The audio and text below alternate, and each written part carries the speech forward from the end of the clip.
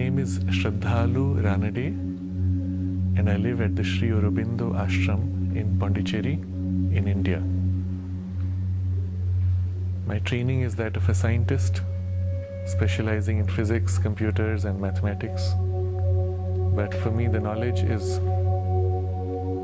whole, and science, as we study it, is only one aspect, one facet. And there is the continuity of all knowledge without barriers, without borders, and without limits, which must be discovered and realized as a living experience in us. And the means for that awakening is yoga.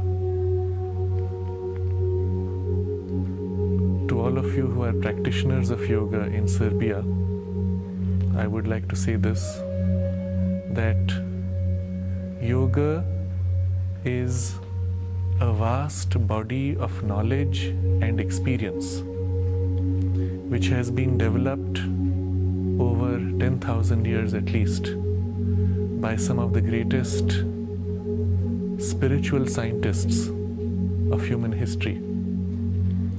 And this body of knowledge and experience has been developed, perfected, and articulated in a way that it can be communicated to everybody in the world in a manner that inspires and gives you a practical step-by-step process by which each one of us can experience what they realized. It is therefore a science because it can be objectively experienced, transmitted, practiced, and verified by each one of us. It is not something which is a belief system. It is not something you take on as a faith without being able to validate it. By the practice of these steps and these processes, you can verify that it leads to the same experience that they had. And the experience that they had was the realization that this whole world is a manifestation, a becoming many of one consciousness. And that one consciousness is described in its highest experience as Sat Chit Ananda. Sat because it is sheer existence, one indivisible existence, because it transcends space and time. It is that from which the Big Bang comes.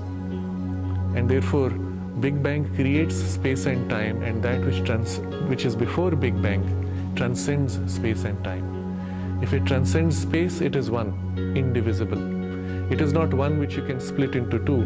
It cannot be split. It is one essential. Because it transcends time, it is eternal, and it is causeless. It has no beginning, it has no end. It is not caused by anything else. It is the source of all things. So one sheer existence which is Sat, the only thing which exists which is true. But that existence is not blank, it is utterly conscious of itself. And it can know itself in an infinity of ways without ever being different.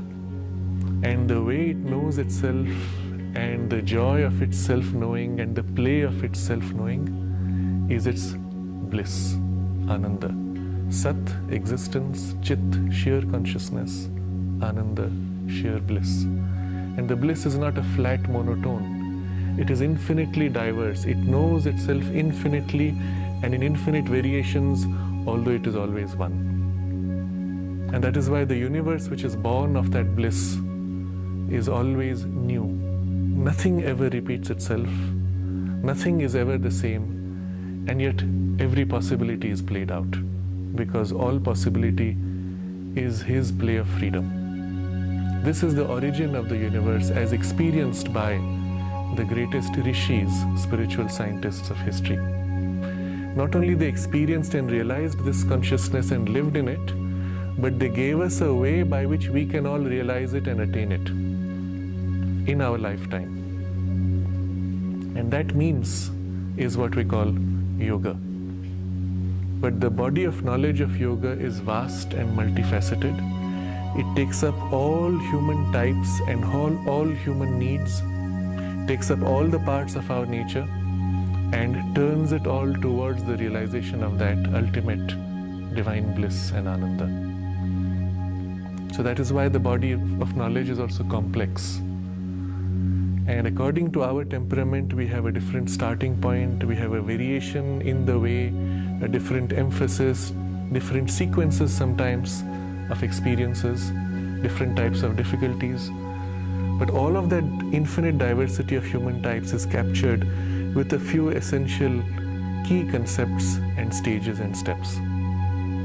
So when you study the science of yoga, recognize that behind those words, behind those sutras, behind those ideas is a whole rich ocean of variation and wideness of experience and knowledge. And allow the words to become like a trigger, an entry point. By dwelling on the words, by dwelling on the ideas with an open and quiet mind, with an aspiring heart, you will find you are drawn into the deeper perception of it, a perception which takes place above the mind. And through that perception, which is itself a gateway, you are drawn into the experience behind those formulations. And very often the teaching itself and the sutra itself, the formulation itself given to you, is the gateway which can lead you back all the way to the full experience. This is the power of the mantra. It's not just knowledge as an information, it is knowledge packed with the power of experience. And so you can recover the full experience through that formulation. So this is a broad picture and message which I want to convey to all who are practitioners of yoga. And it is a gift given to us by those great rishis, given to all of humanity.